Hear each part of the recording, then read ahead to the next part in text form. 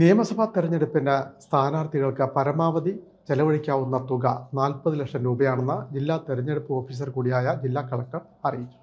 കുട്ടികളെ തെരഞ്ഞെടുപ്പ് പ്രചാരണ പ്രവർത്തനങ്ങളുടെ ഭാഗമാക്കരുതെന്നും കർശന നിർദ്ദേശം.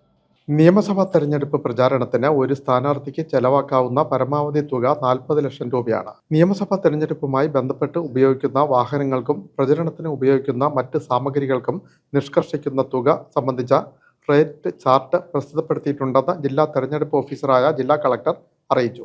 സ്ഥാനാർത്ഥികളുടെയും രാഷ്ട്രീയ പാർട്ടികളുടെയും ചെലവ് കണക്കാക്കുന്നതിന്റെ ഭാഗമായാണ് റേറ്റ് ചാർട്ട് പ്രസിദ്ധീകരിച്ചിട്ടുള്ളത്.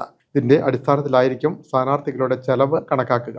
റേറ്റ് ചാർട്ടിലെ നിരക്കിന്റെ അടിസ്ഥാനത്തിൽ സ്ഥാനാർത്ഥികൾ അവരുടെ ചെലവുകൾ രജിസ്റ്ററിൽ എഴുതി സൂക്ഷിക്കേണ്ടതാണ്. ഇതിന്റെ പകർപ്പ് നോഡൽ ഓഫീസർ, തെരഞ്ഞെടുപ്പ് ചെലവ് നിരീക്ഷണ സെൽ ആൻഡ് ഫിനാൻസ് ഓഫീസറുടെ കാര്യാലയത്തിൽ പരിശോധനയ്ക്ക് ലഭ്യമാണ്. രാഷ്ട്രീയ പാർട്ടികളും സ്ഥാനാർത്ഥികളും തെരഞ്ഞെടുപ്പ് പ്രചരണങ്ങളിലും തെരഞ്ഞെടുപ്പ് സംബന്ധമായ റാലികളിലും മറ്റും പ്രവർത്തനങ്ങളിലും കുട്ടികളെ ഉപയോഗിക്കാൻ പാടില്ലെന്നും ജില്ലാ തെരഞ്ഞെടുപ്പ് ഓഫീസർ കൂടിയായ ജില്ലാ കളക്ടർ അറിയിച്ചു. ഇത് സംബന്ധിച്ച തെരഞ്ഞെടുപ്പ് കമ്മീഷന്റെ വ്യക്തമായ നിർദ്ദേശങ്ങൾ നിലവിലുണ്ട്. പ്രചരണത്തിനിടെ കുട്ടികളെ കൈകളിൽ എടുക്കുന്നതും വാഹനത്തിലോ റാലിയിലോ പങ്കെടുപ്പിക്കുന്നതും അനുവദനീയമല്ല. കുട്ടികളെ ഇത്തരം പ്രവർത്തനങ്ങളിൽ പങ്കാളികളാക്കുന്നത് ബാലവേല നിരോധന നിയമം ഉൾപ്പെടെയുള്ള നിയമങ്ങൾ പ്രകാരം നിരോധിക്കപ്പെട്ടതാണ്.